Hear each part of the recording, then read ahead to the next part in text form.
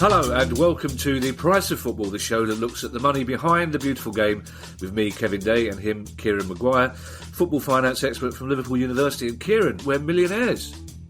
We are indeed, yes. Producer Guy sent out a message to us on Friday night that we've had 1 million downloads, which is probably, between me and you, 1 million more than we anticipated when we started this nonsense.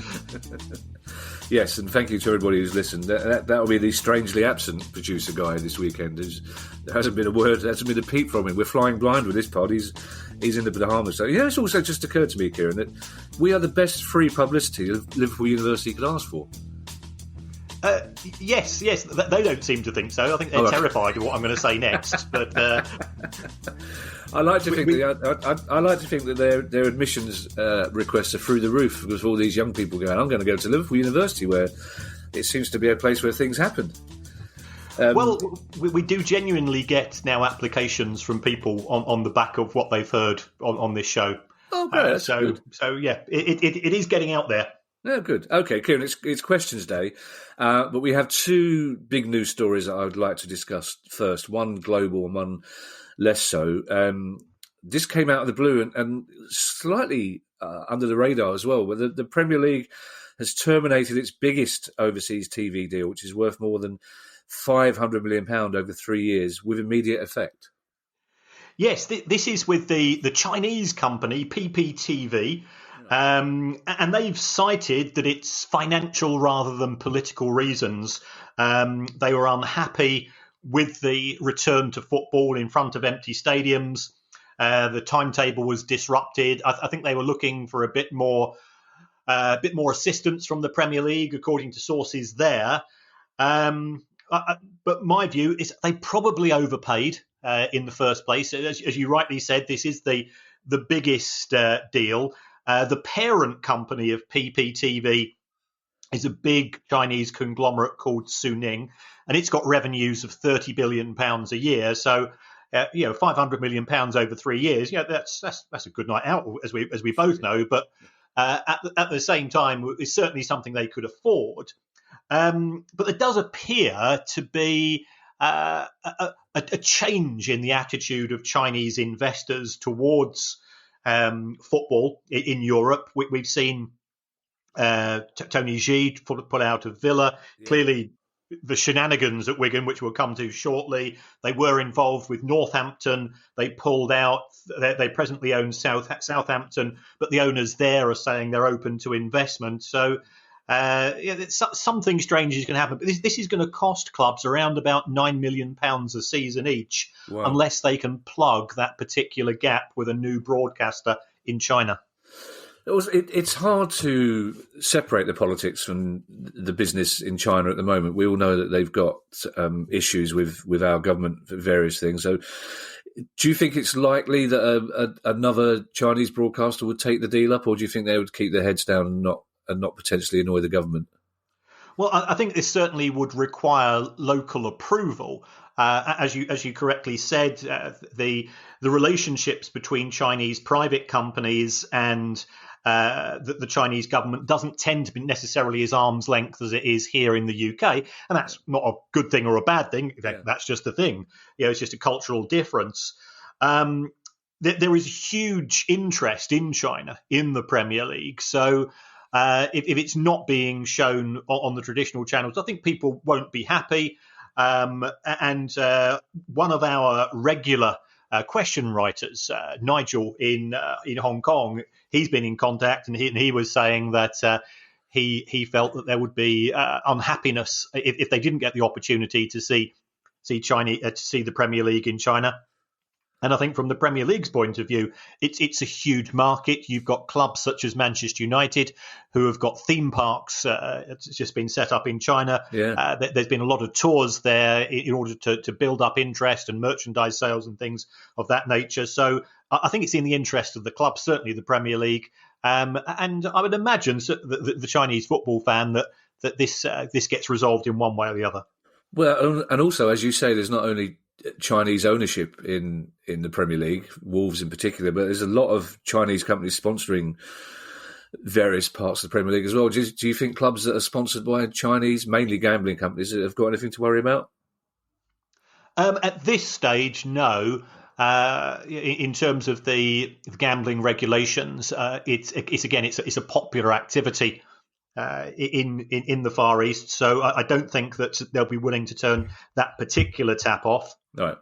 But also, if you take a look at perimeter advertising, the number of times you go to a match these days and you see perimeter advertising in Mandarin or Cantonese is quite surprising. But it's indicative of the interest in the game over there. Right, and you hinted that Wigan was going to be mentioned, and on Thursday we'll be getting an update on the ever-changing saga at the club from Caroline Molyneux, who you may recall was with us a few weeks ago. She's chair of the Wigan Athletic Supporters Club. But in the meantime, one of the potential serious buyers has dropped out. Well, yeah, this is the splendidly named Norman Smurthwaite, which is about as northern as you could possibly get for a person's name. Absolute textbook. Now, Norman, he used to be the owner of Port Vale. He originally bought Port Vale, and hold on to this, from the administrators. Oh, no. In, I think, about 2012, 2013. I think it's fair to say that his tenure of ownership is best described as controversial. He banned the local paper because he didn't like what they wrote about him. He banned the Port Vale Fans Trust because he didn't like what they were saying about him. And then, in order to save costs, and this is ingenious in a way, after matches, the players used to be served with the pies which were unsold from the merchandise stalls. Nice. So therefore they were rock hard and cold, which probably isn't very good from a sports science perspective, but it did save money. Since acquiring Port Vale, which he did eventually sell, he bought it, I think, for 1.25 million, and he was trying to sell it for a factor of 3 or 4 times that amount until it was eventually sold. And relations between owners and fans have improved. He tried to buy Torquay United until it was pointed out to him you can't own 2 clubs at once, which you think that somebody would have tested the water on that before getting involved. By all accounts, he was interested in buying Bury. He was interested in buying Notts County when they went into administration. So his approach to football seems to be, buy it cheap and then try to make a bit of money on the back of that. So when it came to Wigan, there was a lot of hostility initially set up by Port Vale fans, and he pulled out. He said it was going to cost him up to £10 million over the next 18 months just in terms of operating losses. He didn't like the fact that the administrators had sold the training ground. He didn't like some of the issues to do with the stadium. So he seemed to be very, very vocal as to that he's a good guy, and he was forced by circumstances to pull out. Right. I was about to say during that, of course, Robert Maxwell famously wanted to own 2 clubs at the same time, and then you said testing the water, and I thought it wouldn't be appropriate to do a Robert Maxwell joke in those circumstances. That's a reference for the kids, but I do have a pleasing image of Norman Smurthwaite offering Robbie Williams a stale pie at the end of a Port Vale game as well. So, that's a shame. I've been abused by Robert Maxwell, by the way. It's one of my footnotes in history. Yeah. A company had gone into administration, and I was in charge of the creditors meeting, which meant that as I was the junior on the job, I had to go and check the names of everybody attending the meeting. And this was taking place in Manchester Town Hall, so it was quite a big, a big glamorous job at the time, and high profile stuff. And Manchester City Council had a no smoking rule. Robert Maxwell arrived, followed by 2 of his kids. I think the 2 sons, not the one that's presently up on a charge in New York. And he was smoking this huge cigar. So I said, "What's your name? What company do you represent?" And then I said, "Excuse me, sir. Do you mind that this is a no smoking meeting?" And he just said, "Fuck off," and walked straight past me. Oh well, okay. Doesn't surprise me. I think let's not explain who Robert Maxwell was to some of our younger listeners. I think Google him, I think, is the easiest thing to do while we get onto the questions. And I like the fact you're a public-spirited sort of person, Kieran, that you point out it's a no-smoking meeting to Robert Maxwell. Well done. Our first question comes from David Stout. Now, David has been talking to his friend. Have you, David? That's the sort of thing I say when I've got a question I'm not sure about. So yeah, my mate reckons. But David Stout has been talking to his friend about the potential Jadon Sancho move from Dortmund to Manchester United, which is on or off or never happening, according to which tabloid you believe. The figure Dortmund are asking for is supposedly 120 million euros, made up of an upfront fee. So David says, say that upfront fee is 80 million. It's also a range of performance-related add-ons as well. So David and his friend want to know how this would all be accounted for. So if it is 80 million and he gets a 4-year contract amortised at 20 million a year for the upfront fee, where do the add-ons go in the accounts? Right. Well, if you go to the small print of Manchester United's accounts, and it will probably come as no surprise that that's what I've done, they've got a note which they refer to as contingent liabilities. And a contingent liability is, this is money we might or might not have to pay at some point in the future. And looking as far as United are concerned, that's 74 million quid, which consists of £12 million for international caps, £44 million based on the number of appearances for United or success, and 18 million for other factors, which tends to be things like winning the Ballon d'Or and the Player of the Year award and things of that nature, or perhaps scoring a certain number of goals. So that's how you deal with those things. And the way that you account for them is that once the Manchester United board believe that is probable, i.e. more than a 50-50 chance of taking place, you then add that on to the cost of the transfer, and then you amortise it over the remainder of the remainder of the contract. So it will eventually get amortised if the United board think it's going to take place. But the idea of add-ons does create problems, of which the most famous, I think, is probably that of Seth Johnson, who famously played 59 games for Leeds United because Ken Bates wouldn't let him play a 60th game, and you had the owner dictating to the manager who could not play. Because under the terms of the sale of Seth Johnson from Derby County to Leeds United, that if he played a 60th game, they'd have to go and pay an extra £250,000 or £500,000 in Ken Bates, who's not noted for being generous, simply said no. Well, Ken Bates and Robert Maxwell in the same pod. Who would have thought that? If it's like the 80s, they didn't have pods in the 80s, but if they did, those two names would have been mentioned quite a lot.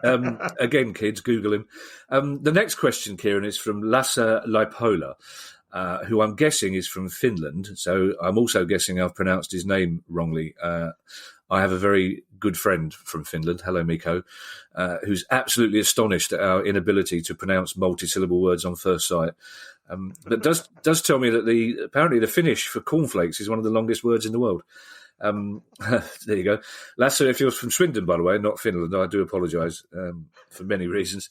Lasse's question, Lasse reminds us of two recent discussions. One was about Newcastle being divided into more than 20 companies, and one about fit and proper person tests not applying to ownership of the stadium.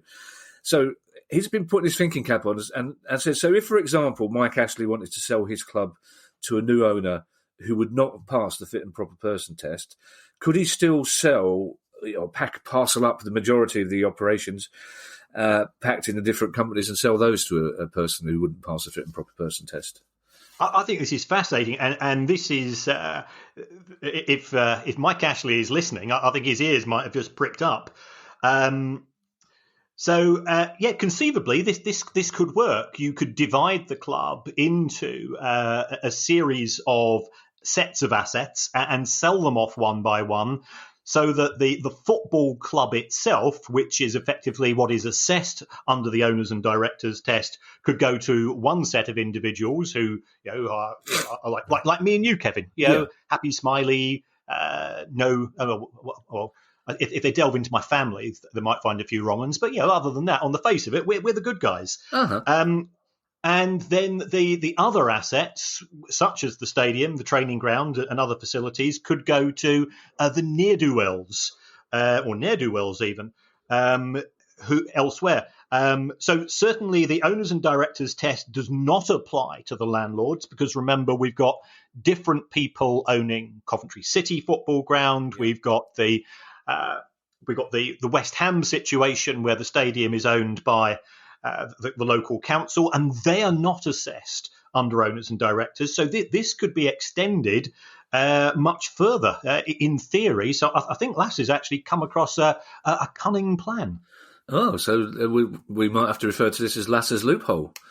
Yes, Although, yeah, probably. But no, actually, that sounds a bit. That does sound a bit viz, doesn't it? Give me an idea. Yes, yeah, I knew. I can't see you, but I can visualise exactly what the look on your face is like at the moment. The Baroness is going to, as soon as this pod finishes. Anyway, let's move on. Thomas Taylor. Thomas Taylor wants to know about a company which has based itself around football through the use of the stock market. Football Index, which is growing quickly. But Thomas basically wants to know what you think about it, Kieran, and why doesn't the Premier League make money from fantasy football? Well, I mean, there's two questions here. So as far as Football Index is concerned, it's a slightly different form of gambling. Instead of gambling on who's going to win a match, who's going to score goals, and so on, this is linked to Optastats. Right. So, how many yards did a player run, and how many tackles did they make, how many throw-ins did they win, how many aerial duels, so on and so forth. It's mainly focusing on players. What do I think of it? Well, what I think of it is what I think of all gambling, is that you don't see poor gambling companies. So the odds are heavily stacked in favour of the house. Yeah. By all accounts, this Football Index, which I think is Jersey based, takes a 2% commission, and it pays out dividends to the people that get involved. I mean, if you like to gamble, this is an alternative way of indulging that particular pastime, hobby, however you wish to describe it. Is it better or worse than the others? I don't gamble because I do statistical analysis, and therefore, I'm not hugely I'm not hugely in favour, especially without going into details. I've got families and friends who have been on the wrong side of gambling, and of course, that's not good to see. Of course. As far as the fantasy football is concerned, the Premier League do make money out of it because they effectively sell centrally the rights to use club logos and things of that nature to the fantasy football companies.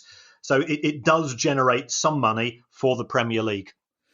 Okay, I didn't know that. That's interesting. Mark Ridley makes an interesting point. Mark Ridley points out many non-league clubs in England and quite a few league clubs in Scotland have artificial pitches, which Mark quite rightly points out have improved considerably since the 80s when they were basically green concrete.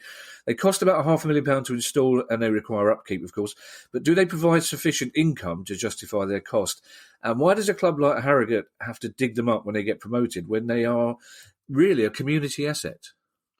Right, well, if we start off with the Harrogate issue, if you go into the EFL rulebook, which that's how I spent my morning, and rule 15.1, close to both our hearts, of course, and it's just unequivocal. You are not allowed to use artificial pitches, and for that rule to be changed would require a vote by EFL owners, and clearly somebody would have to put that forward for the vote to begin with. Any explanation as to why, Kieran, they don't? I mean, I know they were. I mean, I was totally against them back in the day. The QPR one was a disgrace. The Luton one was terrible. It wasn't proper football, but I mean, as Mark points out, they're very good services now. So I wonder if they've got an explanation as to why they're so against them. Well, I mean, they have now been approved by FIFA. Oh, okay. And if you take a look at the SPFL, a quarter of the teams in the SPFL use them: Livingston, Hamilton Accies and Kilmarnock. But the other 9 clubs in the SPFL are totally opposed to them. And also, there was a poll taken by the SPFA, the Scottish Professional Footballers Association, and their members were opposed to them as well. So I think there's still a lot of suspicion that whilst improvements have been made, they're against them. I think that they're used in the Scottish Championship, Falkirk and QOTS. Oh, that's not Queen of the Queen of the South, yeah. Queen of the South, I think it's Queen of the Stone Age. No, Queen of the South. We would know if there was a club called Queen of the Stone Age in the Scottish football. Yes. Queen of the South. Yeah. They're based in Dumfries. Oh, right. You see, I didn't know that. Yeah. But what we are seeing increasingly is hybrid pitches. So, Wembley, Anfield, many of them where it's a combination. I think it's called Mastergrass or some other system where they've got a lot of polypropylene. You and I both grew up in the 70s and 80s when, by January, teams were playing on rolled mud. Yeah, basically, yeah. So, there have been huge improvements in the quality of pitches since then. In terms of the issues, in terms of community assets, I mean, Harrogate broke even in 2019. So the money through the increased utilisation of the pitch, and we've used this phrase, which isn't a nice phrase, sweating the assets, making greater use of the ground, that does arise as a result of Harrogate's initiative. But they knew when they applied to the EFL that they'd have to rip up the pitch. There's no indication of support from other clubs. And it's a case of persuading owners, managers and players to buy into artificial pitches that I think is going to be the challenge. Yeah, I think Ali and the Baroness would probably like us to point out that we got older in the 70s and 80s. We didn't necessarily grow up. It's interesting, though. Sutton... Last season, Sutton were doing, what was it, season before? But Sutton were doing really well. Local to me, very local to me, were doing very well and looked like promotion to the league was very possible. And I happened to be doing some filming there and got chatting to one of the directors who said they weren't anxious about promotion, they were desperate for it, but also said it would actually really negatively impact their finances because the pitch was used every single day by schools or by people who are hiring it. So it Mark's point that it's a community asset is an interesting one. It's interesting as well that the year for you don't get a couple of years to rip it up. You have to rip the pitch up straight away before you can start playing football. This is why they'll be sharing with Doncaster, I believe, weren't they, initially, Harrogate? So there's no leeway. It's as simple as that. As soon as you get promoted, that plastic pitch goes. Yep, yeah, it's unequivocal, the stance taken by the EFL. Rule 15.1, unlike some of the stuff in the EFL handbook, is one sentence, it's one line, and that's it. You do not play on artificial pitches, full stop. Well, talking of one sentence, Ryan Loftus starts his question by saying, just a quick question. We've been doing this long enough to know, Kieran, that quite often that turns into an essay, but it is a quick question. Ryan Loftus has a quick question about championship prize money. He says, we all know that each position in the Premier League is worth a couple of extra million, but what difference does it make in what he describes as England's true Premier Division? There speaks a fan of a championship club. Hang on, there's a PS. I'm asking as a fan of Millwall, there, I told you, who could have finished anywhere between 10th and 5th last season, between 20th and 5th, I think you'll find, Ryan. But it's a quick question. Is there a quick answer? It is. As Morrissey once said, what difference does it make? It makes none. There is no such thing as prize money in the Championship. The only benefits is that if you get to the playoffs, you get an extra home fixture, but that's about as far as it goes. So, even when we were looking at Derby a couple of weeks ago, and they could have had a potential points deduction if that had dropped them from, I think, 8th or 9th, where they finished, to 14th or 15th, it would not have hit them financially at all. It's only in the Premier League where, in a non-COVID world, it's now worth around about £2.7 million per position. So, for their 5th and 10th is big, 13 million quid. Yeah. But in the Championship, it's just the honour of finished 10th or 5th.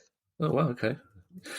Mark Tuckett has got. I like this question. This is a proper football fan question. This is a proper what if Eeyore type question. Mark said, which is why I like it so much. Mark says, given the current pandemic and its impact on football, is it more financially beneficial for Leeds United to have missed out on promotion last season and been promoted this, or would it have been better if they got promoted last season and went straight back down like Norwich?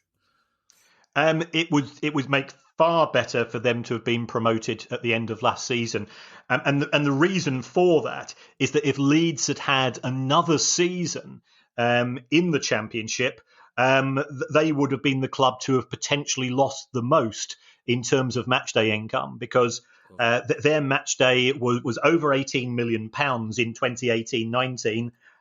Which is a testament to the fact that they were selling out every week. And if you go to if you rock up at Ellen Road as an away fan, it was 45 notes the last time I went. Yeah. So it's expensive to watch football there on a match by match basis. I think season tickets are far more reasonable. So they would have potentially had to have the whole of this season without that match day income, which is a big contributor to their overall budget. The manager, my understanding, is the best paid manager in the Championship. He's on around about £3.5 million a year, and I suspect he wouldn't have stayed either because out of his own choice or because the club would have had to have had cutbacks. They probably lost £20 million last season. They lost £20 million the previous season. Therefore, under those circumstances, they'd have been looking at squeaky bum time from an FFP scenario. Right. So I think they'd have little choice but to cut back on expenditure. Do you know, I like you, Kieran, I can't. I'm just hoping and praying for the day when we can all get back to football, when there's stadiums are sold out on match day. But I really hope it happens in time for the first Man United Leeds game, because that's a proper fixture, isn't it? That's I've been to Old Trafford to watch Manchester United Leeds, and I was really? That was in when I was at university. So that had been 80, 81. Oh, glory, yeah. And a League Cup game. Leeds scored after 4 minutes. Peter Barnes was playing for them at the time, and it was World War. Absolutely crazy stuff. Yeah. Kids, add Peter Barnes to your list of people to Google. There's Ken Bates, Peter Barnes. Who are these people going on about? Underrated player, I thought, Peter Barnes. Anyway, Luke Murphy. Now, Luke, I like Luke, because Luke, like me, seems to see football finance mainly through the medium of kits, basically. And Luke's question is, do clubs pay the manufacturer or the sponsor for all the kits and training gear they use throughout the season, or does that all come free as part of the deal? And there's a follow-up question from Ian McLaughlin. I pronounce that name with some certainty because that was my mother's maiden name. But Ian McLaughlin has been listening since day one and loves Kieran's tales of spreadsheets and debauchery. There's the title of your autobiography, isn't it? You'd buy that book in Waterstones, wouldn't you? This looks interesting, spreadsheets and debauchery. Okay. But Ian's another Leeds fan, and he wants to know whether the long-rumoured new deal with Adidas, which has finally happened, replacing Kappa as kit manufacturer, will make a difference to Leeds financially. Right. Well, let's take a look at those questions in turn. First of all, Luke's question. It will depend upon the club. If you are a League One or League Two club, you will be given X sets of kit as part of the deal from the manufacturer. Right. So it could be that you're given 6 sets of home kits, 6 sets of away kits, and anything in excess of that, you will pay more for. When it comes to the bigger clubs, when you've got the likes of Adidas paying Manchester United £75 million a year, they tend to be, if you want some more kit, they'll just send a batch over, because the marginal cost to them, because they only cost £5 or £10 each to produce. Is that a siren I can hear in the background? Yes, it is. I'm tempted to do the brilliant Eric Morecambe joke. He's not going to sell much ice cream going at that speed, but we're already stuck in the 80s. Let's not go back to the 70s. But yes, it is a siren, Kieran. Are you getting nostalgic for South London now, are you? I am indeed. Yes, such a contrast that yesterday, as it was the start of the football season, and I said to the Baroness, "Oh, well, it's who was it? It was Walsall versus Sheffield Wednesday." Uh-huh. And she says, "You're not doing that," and she dragged me out. We live about 500 yards away from a vinery, whatever wherever they make wine. I know nothing about alcohol.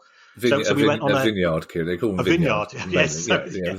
Vinery is fine. Vineyard is what we tend to call it. Vineyard sounds, yes. So I was taken on my first ever vineyard tour, which was perhaps slightly wasted on me, but then they sat us down afterwards, and they brought 2 glasses of each of the wines that they make, of which, of course, I consumed precisely 0, and I had to give the Baroness a piggyback home from Beacon Down, the local vineyard, but she said it was very good.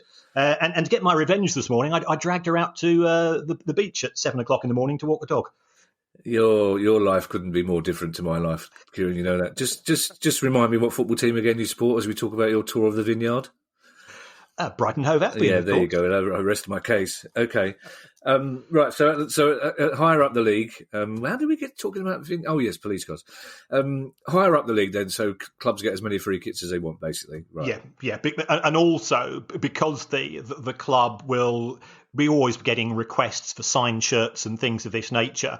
What they don't particularly want is that, if the club's giving out some shirts to a local charity, if the club turns around to the charity and says, well, Adidas have said we've got to go and charge you 50 quid for each shirt. Yeah. That, from a public relations point of view, it doesn't look too clever. So Adidas and Nike, for the big boys, they're going to be pretty chilled about it within reason. When it comes to the Leeds kit and the deal with Adidas, Leeds have had practically every kit manufacturer. They've had Nike and Macron and Kappa and God knows who else, but now they're back with Adidas.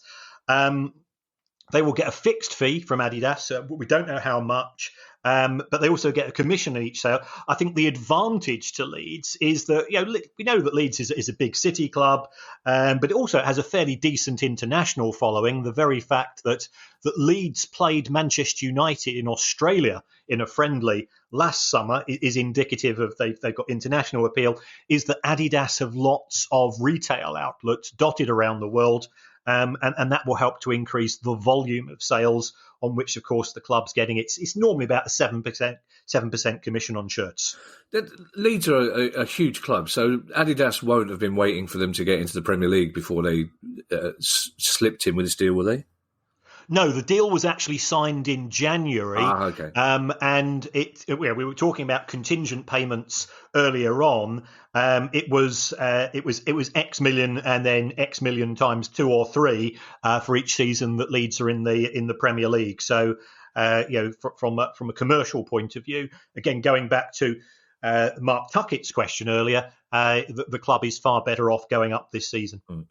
Now, our next question comes from another Luke. This is Luke Hatherley, with another interesting proposal, actually. So we've already got Lasse's loophole. We could have Luke's loophole. Is that better?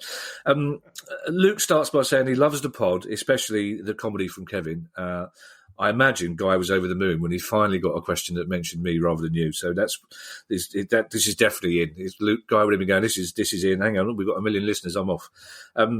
Luke loves the pod, but this is a really interesting suggestion, I think. Luke says, what happens to all the money when clubs or players are fined by the league, either for misbehaviour or FFP infractions, etc.? Why not, says Luke, put all that money into a pot that is then shared out to all the other clubs at the end of the season? It might prevent clubs breaking FFP rules or keeping their players under control if they think that money is going into their competitors' pockets. Is that a good concept? It is a good concept, and indeed, when the EFL first introduced FFP, this was one of the proposals, and my understanding, and I might have got this wrong, was that it was subject to a potential legal challenge from a club that looked as if it might be subject to fines, because before they've only introduced points deductions in the last, I think, since 2016. So as a consequence of that, the FFP fines, in theory, should be going to charity. As far as the Football Association is concerned, I delved into their accounts when researching this one, and they do have a heading in the accounts called Other Income, and I think they generated around about £10 million from fines and things of a similar nature. Now, in theory, I think that goes because the FA are not club orientated. they could spend that anywhere. But it looks as if that goes for under the umbrella heading of good of the game. So it will be going out in grants and support networks and things of that nature. No, okay. Now, our final question, Kieran, comes from Will Jennings. And Will's question crystallises quite a few of the areas we've been talking about recently around fan ownership and other models. Will talks about Scottish Lowland League side Caledonian Braves, who have started an app which allows you for £20 to help make decisions relating to the club, as well as accessing footage of games and all the usual stuff you'd get from a club app. And Will says, at a time when the culture sector is rapidly considering all kinds of new ideas to stay afloat, tell me about it, are other football clubs considering alternative ownership management structures to ensure their survival? Although Will does remind us that you might remember that Ebbsfleet Town had a similar scheme which suffered a huge dropout after year one when everyone got bored with it. But basically, Will simply asks, will clubs in this country ever move away from the essentially rich benefactor supported by a gambling company sponsor as a model? Is that the only model that British football can sustain? It depends where you set your ceiling in respect of this. If you have a club which is being funded directly or quasi-directly by fans, and this proposal of Will's, or sorry, the Caledonian team, it certainly has some merits. I think it will provoke some interest, but is it a novelty as much as a management decision? Management by committee genuinely doesn't tend to work the bigger the committee gets. There's an ideal size for a committee, and it should never really be more than 7, according to academic research done by universities and things of this nature. So when you've got hundreds or potentially thousands of people, the more people that get involved, the less they feel involved. Yeah. So there's a danger that they then go and I think the technical term is see their arse when their ideas don't go through. So looking at the Caledonian proposals, one of which is I think something to do with the club crest, choosing the colour of the kits in future seasons and this nature, all of which very, very laudable, but there does tend to be quite a high churn rate, and it can also lead to factionalisation when you have some more what on the face of it seem to be democratic ownership models. I mean, I as you know, I live in Manchester for most of my life. FC United of Manchester was sort of a semi-brainchild of one of my colleagues when I was at university in Manchester lecturing, and that worked really well. I mean, FC United was a fantastic experience, but that club ended up having civil war, and it got really nasty. When different groups of people decided that their vision for the future was the one, and the club sort of suffered both on and off the pitch, sort of had a hiatus for all the progress they were making as a result of that. I'll just point out, Kieran, that see their arse seems to be your technical term for a lot of things. It covers a lot of bases, that expression, during this pod. I think it's interesting that Will talks about the Ebbsfleet Town experiment, which was a few years ago, which quite a few fans seem to think was like a real-life championship manager. The people who didn't have any affiliation to Ebbsfleet Town at all became part of this scheme because they thought they would actually influence all sorts of things, non-playing as well as playing. And as Will says, it fell away very shortly. I mean, is it pessimistic to think that we're so ingrained in the rich owner model in this company that we really never will be able to look beyond proper fan ownership, except at a level like Clapton, which we had a massive response when we had people from Clapton talking about their club. That level, it is possible, but beyond that, there's only one way you can run a football club in this country, and that's find somebody who can afford it. I'm not necessarily certain. Remember, Wycombe were in League One before they went into private ownership a few months ago. We do have clubs such as Motherwell in Scotland, which have been successful. I think you have to set out the club's objectives. If you want to succeed in football beyond a certain level, the chances are that the clubs are going to lose money. or they're going to be operating at a budget such that they effectively have their own ceiling in the sense that they can't compete for players and managers and facilities against some of the other clubs in the division. So unless they've got a fantastic rapport in the dressing room and they happen to strike it lucky with a couple of apprentices or loanees, then it's going to be a real challenge. So it's down to the club itself. If you are perfectly happy being at your present level as a community club, then for heaven's sake, keep it up, because you're doing something great for your locality, you are giving identity to your town or city, and you're also having a good time. Yeah, Wycombe fans looked for private ownership precisely because of that. They thought they could no longer generate enough income to support or compete at that level, which is slightly ironic because then they've just got promoted to the Championship. So, yeah, and but they were in genuine danger of going into administration pre-pandemic. So when the new owner came in, who's an American lawyer, and I had a few conversations with people from Wycombe during those. During the time when he was making a pitch, I think there were concerns about. I mean, you've been to Adams Park. I've been to Adams Park. It's a very valuable piece of real estate, and I think that was part of the concerns. Would the club be moved off to an out of town site, and could this be another example of what we've seen at Coventry, what we've seen, what we saw at Brighton? We got kicked out, and our ground was sold for property developers, and it takes a long time to get back to an even keel. Yeah, you were away for 8 years, was it in the end? Well, it was 2 years at Gillingham, and then we were playing at an athletics track. Yeah. For about 8 or 9 years. So yeah, it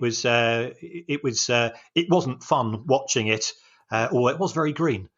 Yeah, I realised then I was trying to feign interest in Brighton, but failed miserably, basically. Will, thank you for that. It's a really interesting question, and I wanted to ask it because it sort of draws a line under a conversation that we've been having quite a lot recently about fan ownership. So I think we've covered all those bases now, but that was an interesting point. Thank you to everybody who's asked a question. Thank you if you're one of the million people who's downloaded our pod once, or one of the 100,000 people who's downloaded it 10 times. I'm not sure how it works. But thank you all. We appreciate your listenership very much. We'll be back on Thursday, and I'll hand you over to Kieran for the closing speech. Well, first of all, thanks again from us. I think we are genuinely chuffed at hitting this particular number. Yes, we are.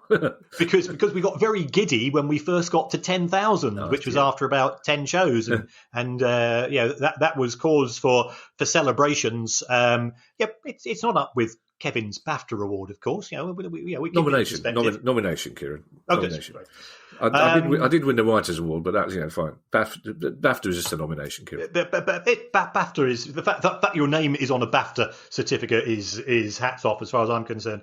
Well, you've seen it when it's on my wall. It's very prominent. I have seen it. I have seen it. Every time I go into your house, you're busy pointing at it as we walk past. Yeah, and I'm starting to wonder how long. It was 2016. I'm starting to wonder how long it'll be before it seems sad to have something from 2016 hanging on your wall. But I could have a Van Gogh. That's from 18 whatever. Never mind. Carry on. So if you enjoy the show, if you like the show, if you could give that big purple thing in front of you a bash, it's that Apple icon. It's the Apple Podcast app icon.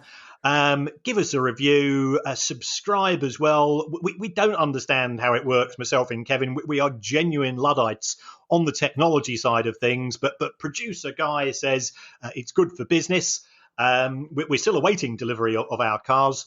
Hopefully, we'll also be getting delivery of some Beacon Down wine from the Vineyard Tour as well. We'll have to wrestle it off the Baroness first, I'm guessing.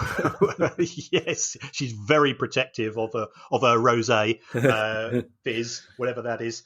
Yeah. And if you could give us a review, it makes a difference to the Apple algorithm. But apart from that, our big thanks as always, and stay safe. Yeah, I can't tell you, Kieran. You'll have to stay safe again. That's always the last words. But I just wanted to say I can't tell you how unimpressed Ali was last week when she asked me what I was chuckling at. And I said I was chuckling at you saying bashing the big purple thing. Our sense of humour doesn't always cross. So those two final words again, please, Kieran. Stay safe. The Horizon Football.